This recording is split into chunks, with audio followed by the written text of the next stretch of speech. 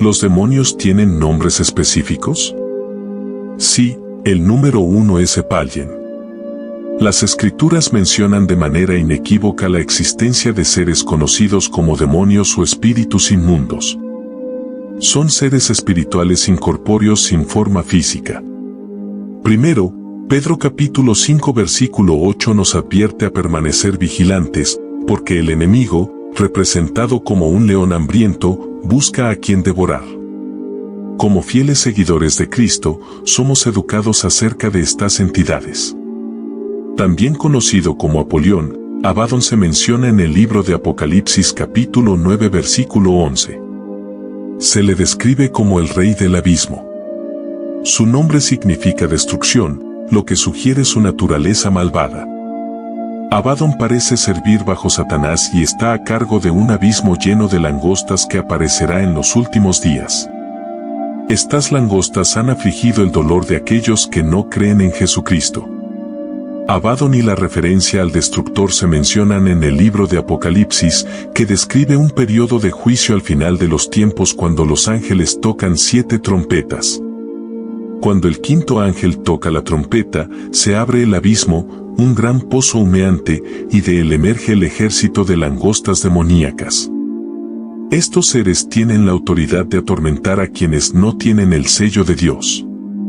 Su sufrimiento es tan intenso que muchos desean morir. Si bien la Biblia menciona a Abadón solo en el texto del Apocalipsis, la palabra destructor se usa en 5 versículos del Antiguo Testamento, donde se representa como Abadón. Es importante señalar que debido a la diferencia de idiomas entre el Antiguo y el Nuevo Testamento, las palabras griegas y hebreas utilizadas para destructor son distintas, pero el significado general sigue siendo el mismo. La Biblia nos revela que la destrucción está presente en el reino de los muertos, conocido como Seol o infierno. Una definición similar de Abadón se encuentra en el Salmo capítulo 88 versículo 11 y Proverbios capítulo 15 versículo 11. Estos versículos indican la presencia de destrucción en el inframundo, bajo los ojos de Dios. En cuanto a Abadón, encontramos mención de que esto es solo en el Apocalipsis, como se discutió anteriormente en relación con las langostas. Él juega un papel importante en la quinta trompeta del desastre, cuando las langostas emergen de un pozo aparentemente sin fondo. La Biblia ofrece un testimonio claro y consistente sobre los demonios, que son entidades que se oponen a la supremacía de Dios. Buscan llevar a cabo su rebelión influyendo en las personas para que vivan de maneras que contradicen las intenciones de Dios, mientras permanecen bajo su control y pueden usarse para llevar a cabo su plan divino. Como cristianos, debemos someternos a Dios y resistir los ataques de Satanás y sus seguidores. Debemos ser conscientes de las verdades fundamentales presentadas en las Escrituras sobre la naturaleza de los demonios y sus métodos para influir en nuestras vidas. Una vez conscientes, debemos posicionarnos en Cristo y oponernos a la obra de los demonios, ya sea individualmente, colectivamente o en estructuras y sistemas sociales. Los demonios tienen la misión de promover el pecado, inducir tentaciones, atormentar y alejar a las personas de Dios. La Biblia describe una guerra en el cielo en la que el arcángel Miguel y sus ángeles lucharon contra el dragón y sus ángeles. El dragón es derrotado y arrojado a la tierra. Los demonios comparten características espirituales, inmutables e inmortales, pero no son omniscientes y su poder se limita a lo que Dios permite. Realizan diferentes funciones y tienen diferentes nombres y clasificaciones, como dice la Biblia. En el Evangelio de Marcos, Jesús visita la región de los Gerasenos y se encuentra con un hombre poseído por un demonio que vive entre las tumbas. Se describe que este hombre tiene muchos demonios, y cuando Jesús pregunta cuál es el nombre del demonio, la respuesta es: mi nombre es Legión, porque somos muchos.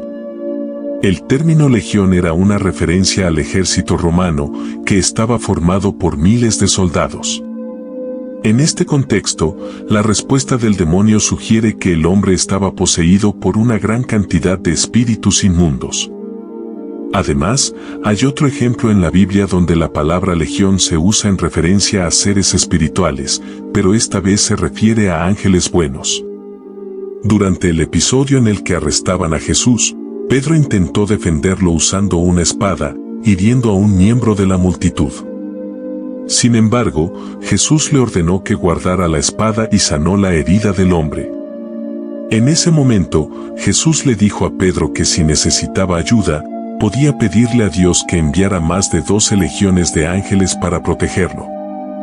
Esto muestra cómo la palabra legión puede usarse en la Biblia para referirse a una gran multitud de seres, ya sean demonios o ángeles, según el contexto. Si es necesario.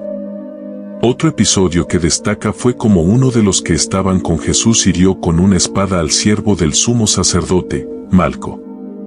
Aunque el número de 12 legiones de ángeles se menciona como una hipérbole, el énfasis está en la soberanía de Dios y el control divino sobre los acontecimientos, incluso en situaciones de gran injusticia, como el asesinato de su propio hijo.